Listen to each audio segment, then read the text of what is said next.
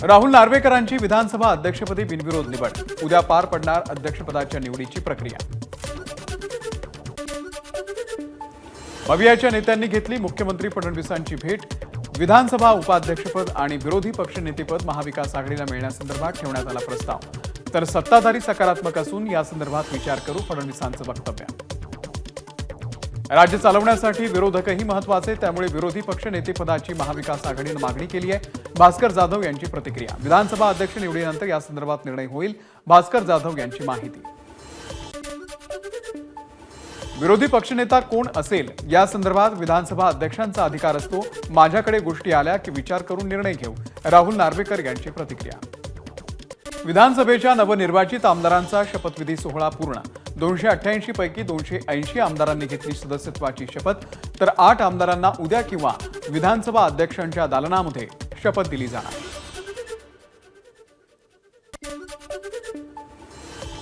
आज 114 पैकी 106 आमदारांनी शपथ घेतली। अद्याप 8 आमदारांचा शपथविधी शिल्लक। उत्तम जानकर, विलास भुमरे, वरुण सरदेसाई, मनोज जामसुदकर, विनय कोरे, जयंत पाटील, शेखर निकम, सुनील शेळके यांचा शपथविधी बाकी। आमदारकीची शपथ घेताना आमदार रोहित पाटील भाऊक। वडील आर पाटील यांची आठवण झाल्यानं रोहित पाटील भाऊक। आदिती तटकरे आणि आदित्य ठाकरे यांची विधान भवनामध्ये भेट। दोघांचाही एकमेकांसोबत संवाद। राज्यात आठवडाभर गायब असलेली थंडी आता कमबॅक करणार। 8 ते 13 डिसेंबरच्या दरम्यान राज्यातील शहरांचा पारा 10 तर मुंबईचा पारा 16 अंशांच्या आसपास राहण्याची शक्यता।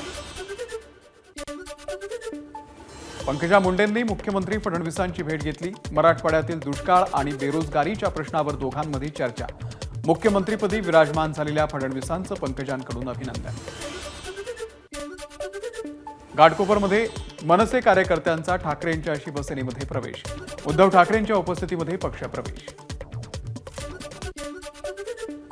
पक्ष स्थापन केल्यानंतर हेतू आणि दिशा लागते। उद्धव ठाकरेंची नाव न घेता मनसेवरती टीका। कार्यकर्ते मरमर मेहनत करतात, पण त्याला काही अर्थ नसल्याचं ठाकरेंचं वक्तव्य। सदाभाऊ खोत आणि गोपीचंद पडळकर यांचं ईव्हीएमच्या समर्थनार्थ आंदोलन।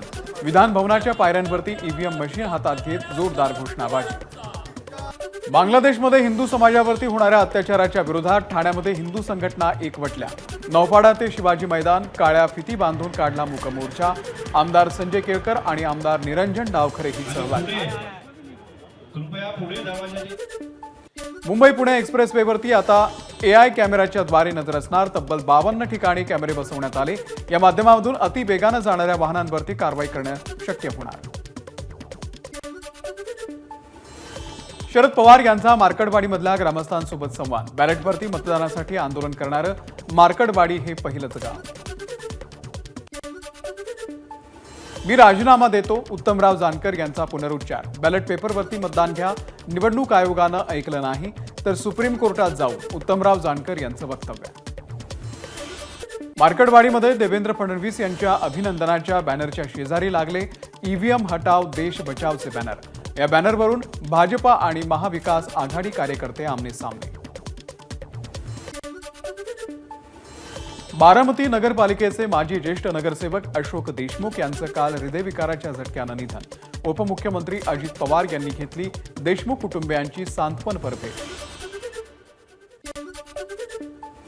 प्रतापगडावरच्या छत्रपती शिवाजी महाराजांच्या पुतळ्यावरती हेलिकॉप्टरमधून पुष्पवृष्टी। शासनाच्या वतीनं शिवप्रताप दिन उत्साहामध्ये साजरा।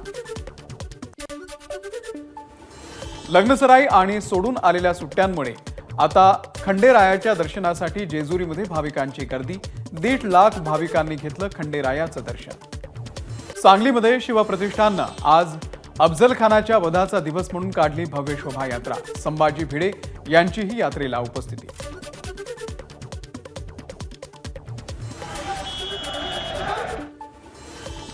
एबीपी माझाच्या पाठपुराव्याला यश। कळंबावाडी धरणाची गळती बंद करण्याच्या कामाला जानेवारीमध्ये सुरुवात होणार। एबीपी माझानं वारंवार कळंबावाडी धरणाच्या गळतीचा मुद्दा लावून धरलेला होता। नंदुरबारमधील शहादा तालुक्यातल्या असलोदमध्ये दारूबंदीसाठी महिलांचं मतदान 1216 पैकी 677 महिलांनी बजावला मतदानाचा हक्क. जिल्ह्याला निकालाची प्रतीक्षा. सोशल मीडियावरील पोस्टवरून झालेल्या वादातून एका तरुणावरती 10 ते 15 जणांचा प्राणघातक हल्ला. त्याच्याच निषेधार्थ हिंदुत्ववादी संघटनांची पिंपळगाव बंदची हाक. नाशिकमध्ये लवकरच तेजस या लढाऊ विमानाची आणि HTT-40 या प्रशिक्षण विमानाची निर्मिती होणार. HALचे मुख्य कार्यकारी अधिकारी साकेत चतुर्वेदी यांची माहिती. पिंपळगावमध्ये तरुणाला केलेल्या मारहाण प्रकरणामध्ये आमदार देवयानी फरांदे यांची मोक्का अंतर्गत कारवाईची मागणी. 10 ते 15 जणांच्या टोळक्यानं पूर्वनियोजित हल्ला केल्याचा देवयानी फरांदे यांचा आरोप. जळगावच्या मंगरुळमध्ये अनैतिक संबंधांमध्ये अडसर ठरत असलेल्या पतीची पत्नीकडून प्रियकराच्या साथीनं हत्या. सीसीटीव्हीच्या सहाय्यानं हत्येचा उलगडा.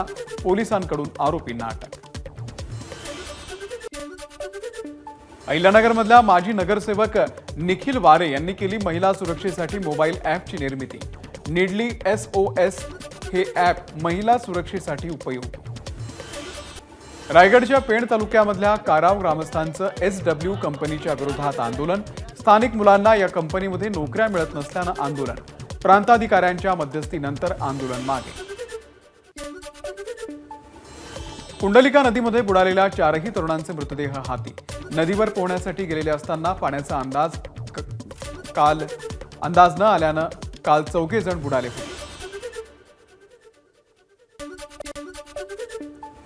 श्रीवर्धनमधून पराभूत झालेले अपक्ष उमेदवार राजाभाऊ ठाकूर उद्या EVMच्या विरोधामध्ये जन आंदोलन करणार. बॅलेट पेपरवरच पुढील सर्व निवडणुका घेण्याची मागणी करणार. नाताळसाठी कोकण रेल्वेच्या विशेष गाड्या अहमदाबाद ते थिविम आणि थिविम ते अहमदाबाद या दरम्यान प्रवाशांची अतिरिक्त गर्दी टाळण्यासाठी विशेष द्विसाप्ताहिक गाड्या सोडण्याचा निर्णय. भंडाऱ्यामध्ये अवकाळी पावसाच्या सरी. या पावसामुळे मळणी केलेल्या धान पिकाला फटका बसण्याची शक्यता. गहू, चणा त्यासोबतच उडीद, मूग, तूर या रब्बी पिकांनाही अवकाळीचा मात्र फायदा होणार. मुंबई नागपूर जुन्या महामार्गावरच्या खडकपूर्णा नदीच्या पुलाला भगदाड. पुलावरून जीवघेणी वाहतूक सुरू. पुलाची दुरुस्ती न केल्यास मोठा अपघात होण्याची शक्यता.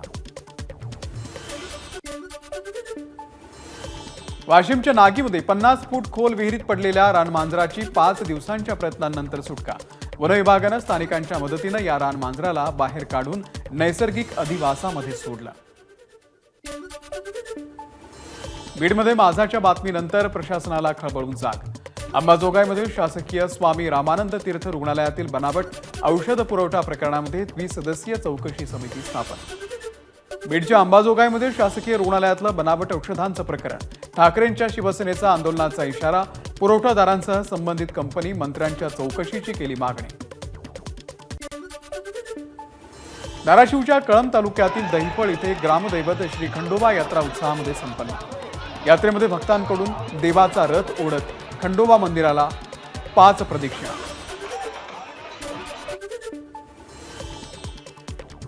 बीड आणि धाराशिव जिल्ह्याला जोडणाऱ्या मांजरा नदीवरील पुलाचं काम अपूर्ण. शेकडो पायी दिंड्या या मार्गाने पंढरपूरला जातात. मात्र महामार्गाचं काम अपूर्ण असल्यानं वारकऱ्यांना करावा लागतोय गैरसोयीचा सामना.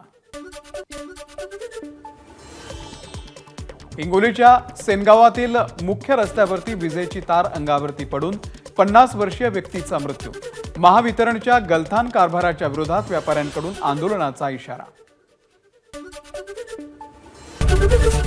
ABP माझा, उघडा डोळे बघा नीट.